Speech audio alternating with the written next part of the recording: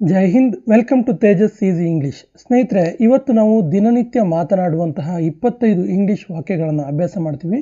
ಅದರಲ್ಲೂ ವಿಶೇಷವಾಗಿ ಹೊಸದಾಗಿ ನಾವೊಂದು ಕಾಲೇಜಿಗೆ ಸೇರಿದ ಸಂದರ್ಭದಲ್ಲಿ, ಕಂಪನಿಗೆ ಸೇರಿದ ಸಂದರ್ಭದಲ್ಲಿ ಅಥವಾ ಹೊಸ ವ್ಯಕ್ತಿಗಳ ಪರಿಚಯವಾಗುವ ಸಂದರ್ಭದಲ್ಲಿ ಮಾತನಾಡುವಂತಹ 25 ವಾಕ್ಯಗಳನ್ನು ಅಭ್ಯಾಸ ಮಾಡ್ತೀವಿ. ಮೊದಲ ವಾಕ್ಯ ಈ ರೀತಿ ಇದೆ: ನೀವು ಎಲ್ಲಿಯವರು?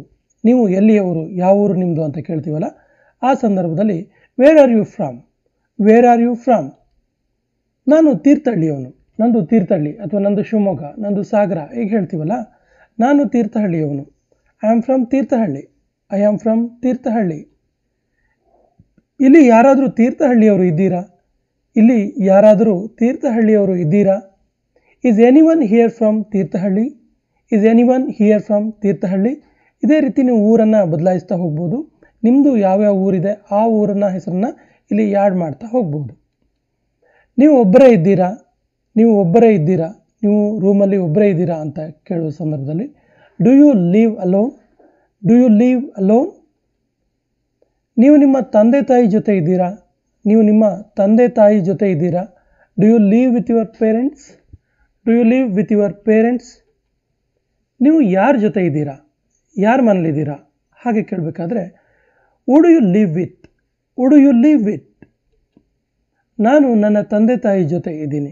ನಾನು ನನ್ನ ತಂದೆ ತಾಯಿ ಜೊತೆ ಇದ್ದೀನಿ. I live with my parents. I live with my parents. ನಾನು ಯಾರ ಜೊತೆನೂ ವಾಸವಾಗಿಲ್ಲ. ನಾನು ಒಬ್ಬನೇ ಇರೋದು.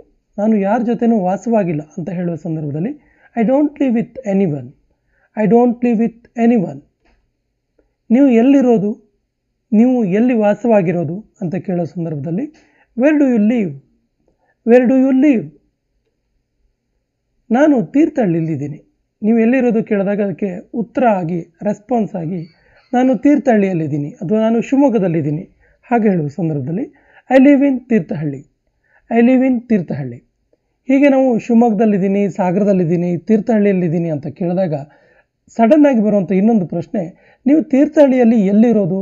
ತೀರ್ಥಹಳ್ಳಿ ಅಂದರೆ ಒಂದು ತಾಲೂಕು ಸೆಂಟ್ರ್ ಆಗಿರುತ್ತೆ. ಅಥವಾ ನಾವು ಬೇರೆ ಜಿಲ್ಲೆಗೆ ಹೋದಾಗ, ಬೆಂಗಳೂರಿಗೆ ಹೋದಾಗ ನೀವು ಎಲ್ಲಿಯವರು ಕೇಳಿದಾಗ ಶಿವಮೊಗ್ಗದವರು ಅಂತ ಹೇಳ್ತೀವಿ.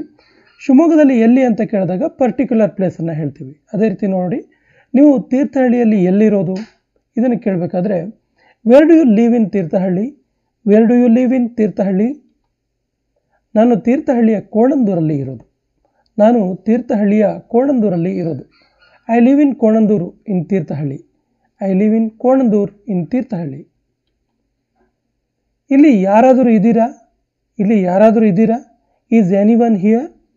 Is anyone here? ಇಲ್ಲಿ ಯಾರೂ ಇಲ್ಲ. ಇಲ್ಲಿ ಯಾರೂ ಇಲ್ಲ. No one is here. No one is here. ಇಲ್ಲ ಅಂತ ಹೇಳಬೇಡಿ.